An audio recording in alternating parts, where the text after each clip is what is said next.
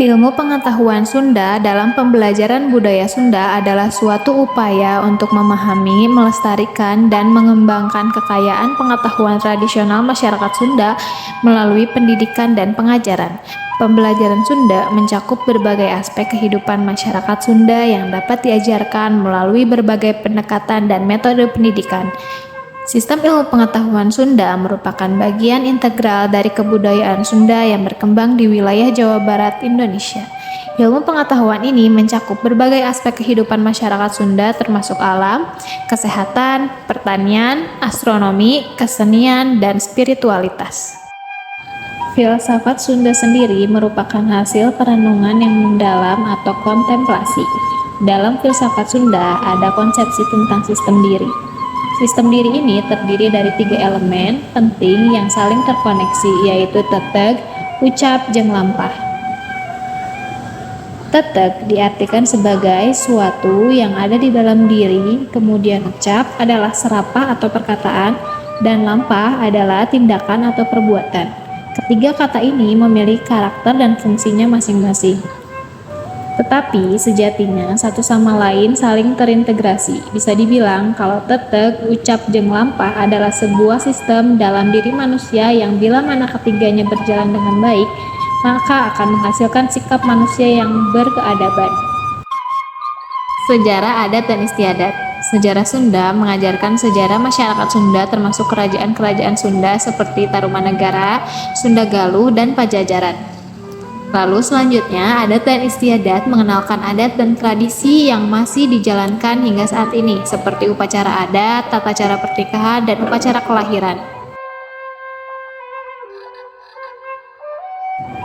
Sesaji atau sesajen merupakan salah satu tradisi yang tidak bisa ditinggalkan. Setiap komponen dalam sesajen yang mempunyai makna simbolik tertentu dan dijadikan sebagai media untuk mendekatkan diri kepada alam dan penciptanya. Di dalam sesajen terdapat berbagai macam komponen, dan komponen tersebut memiliki arti atau melambangkan sesuatu. Yang pertama, isi dari sesajen yaitu bunga. Bunga melambangkan keharuman.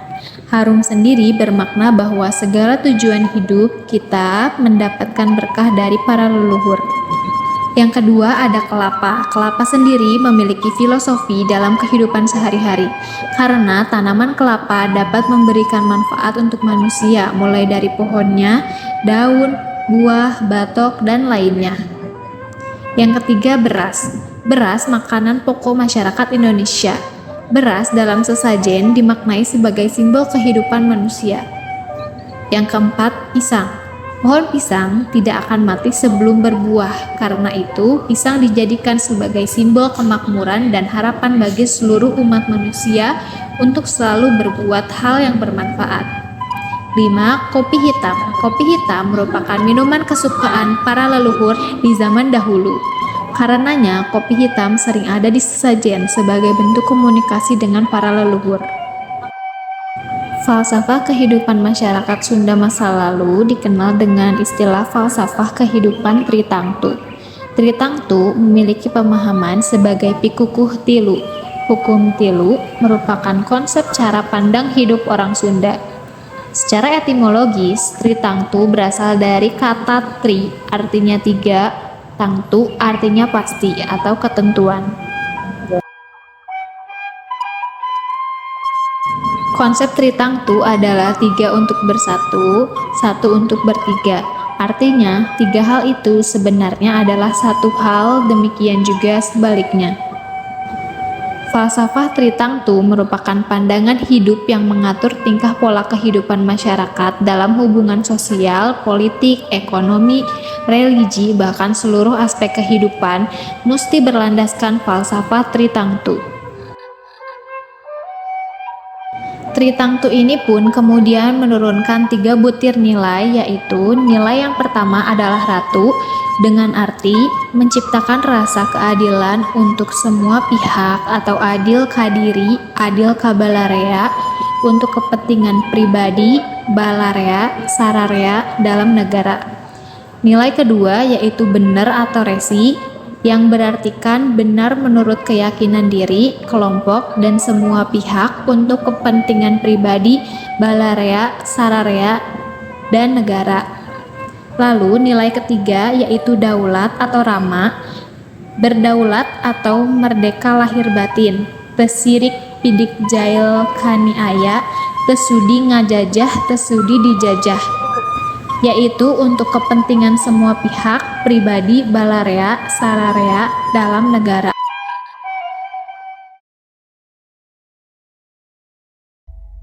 Pun ieu carita nu dipedar ditepikeun tina prasasti ditinggal karuhun. Naskah Sunda Galuh Kuno, Sang Hyang Siksa Kandang Karesian, Sewaka Dharma lan carita parayangan. Pikeun panggeuing ti mangsa bihari keur mangsa kiwari jeung mangsa nu bakal kasorang.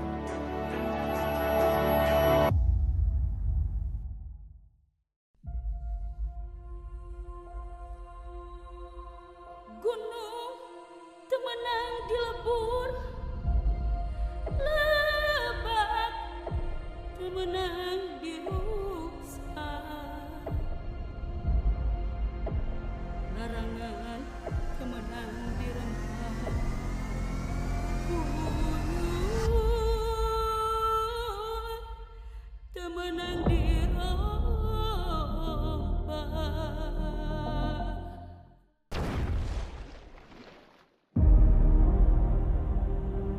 Lamun karasa sakitu, anggeus laksana rumaksa, anggeus kakasikep kagama, kapulih na tingkah jati, katemu ambek rahayu, kedap herang mana lingkang, duluran kupuja nyapu, caang Radim disarira, pakeun ngali di nacan.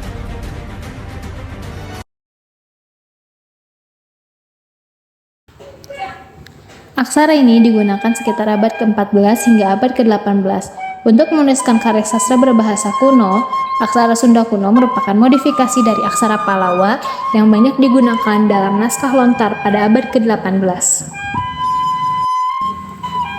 Aksara Sunda merupakan huruf yang digunakan oleh suku Sunda untuk menuliskan kata-kata yang digunakan dalam bahasa Sunda. Aksara Sunda merupakan hasil tradisi ortografi atau sistem ejaan suatu bahasa melalui perjalanan sejarah dari abad ke-5 hingga kini.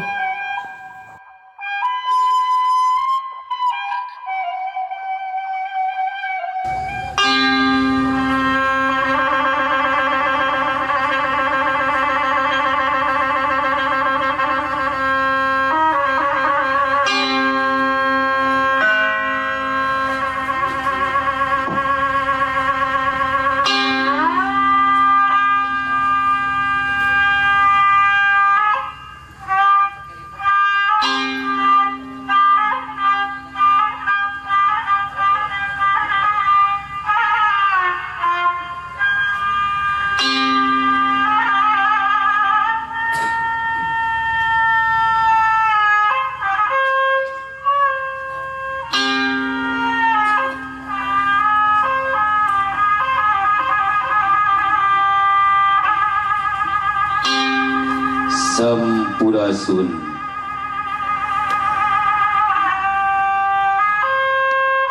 Amit ampunnya paralun, agungna kawujud Gusti Nu Maha Suci.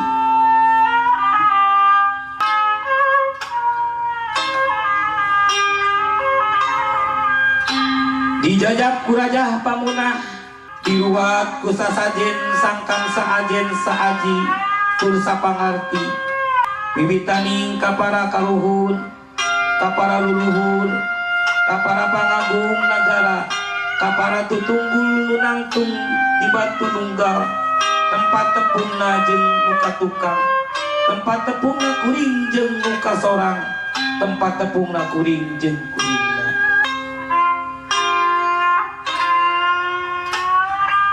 Nuju dayeuh maneuh nagara pageuh toto tentrem aman sentosa. Kemahri parebeh rapi subur makmur kertana harja. Nagara tunjung sampurna. Sampurna aku panarima salamet dan kalawan nyawa.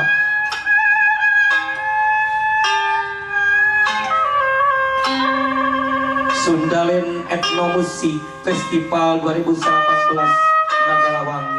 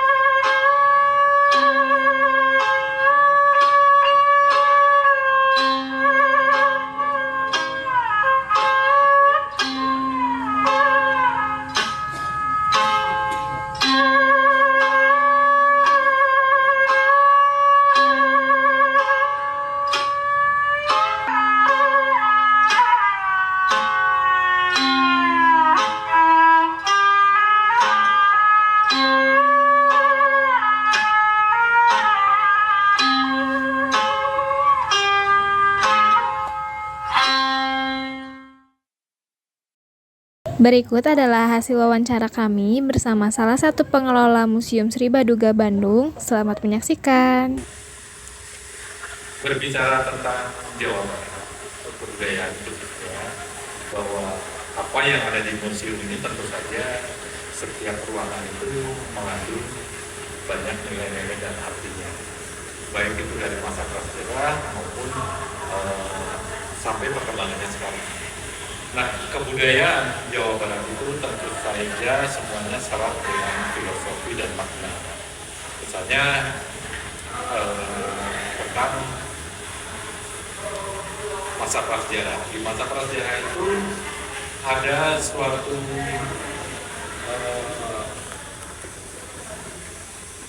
mulainya masyarakat mengenal adanya tentang kepercayaan. Mereka kemudian mulai menyimpulkan media-media pemujaan yang diyakini oleh mereka itu adalah tempat bersemayamnya para leluhur mereka. Nah, mereka membentuk suatu bangunan, mereka membuat suatu media pemujaan yang tentu saja itu sangat syarat artinya. Kemudian di masa Hindu pun ketika masuknya pengaruh kebudayaan Hindu yang dibawa oleh para pedagang dari India yang menyebar kepada kita, tetapi ketika masuk ke Jawa Barat itu kemudian terjadilah yang disebut dengan akulturasi. Akulturasi ini tentu saja apa yang ada agama Hindu dari pusat mereka ada di India sana, dengan kita media yang dijadikan baik itu bangunan, kemudian bentuk-bentuk media pemujaannya pun sangat berbeda dengan yang ada. Di sini kita sudah mengalami akulturasi atau percampuran kebudayaan dengan Jawa Barat, seperti sehingga muncullah apa yang kemudian disebut candi yang candi ada di Jawa Barat berbeda dengan candi di India. Materialnya pun berbeda. Nah, di sini tentu saja diperlukan adanya suatu disebutnya dengan kearifan lokal. Kearifan lokal inilah yang kemudian timbul dan seterusnya sampai dengan perkembangannya sekarang. Itu selalu dengan makna dan filosofi. Mungkin dari filosofi budaya Sunda yang Bapak ketahui tentang adanya di sekarang kan berbeda antara zaman sekarang dan zaman dahulu, tapi masih ada filosofi dan kebiasaan yang melakukannya hanya di perkampungan saja. Nah, itu dari mana?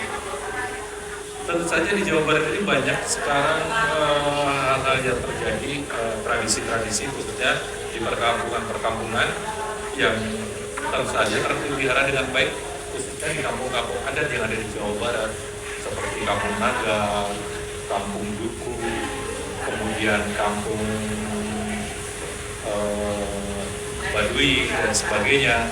Itu adalah mereka, selain mereka ingin menjadikan suatu kebudayaan itu menjadi falsafah bagi kehidupan mereka, tetapi bagi kita sebagai orang kota, mereka adalah benteng dari kekuatan kebudayaan.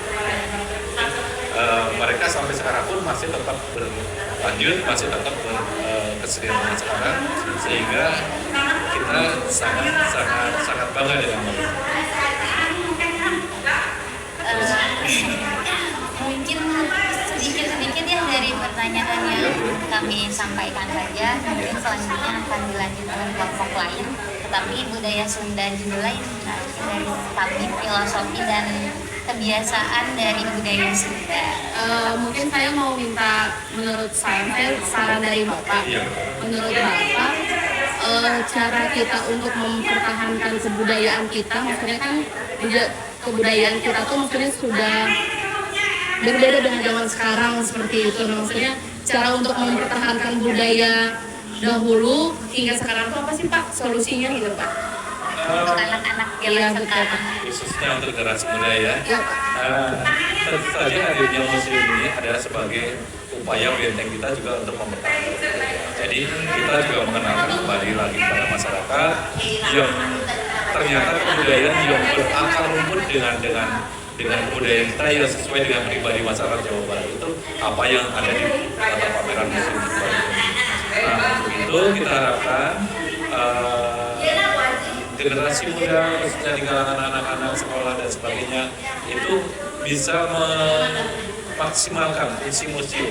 Dengan hadir ke museum, dengan belajar banyak, kita di sini bisa berdiskusi banyak tentang kebudayaan Sunda, dan kemudian mengapresiasikan dalam bentuk, misalnya kan sekarang banyak media sosial yang bisa digunakan sebagai ruang untuk berekspresi. Nah, itulah ruang-ruang berekspresi itu diisi dengan muatan-muatan yang berdasarkan dengan Sunda. Baik.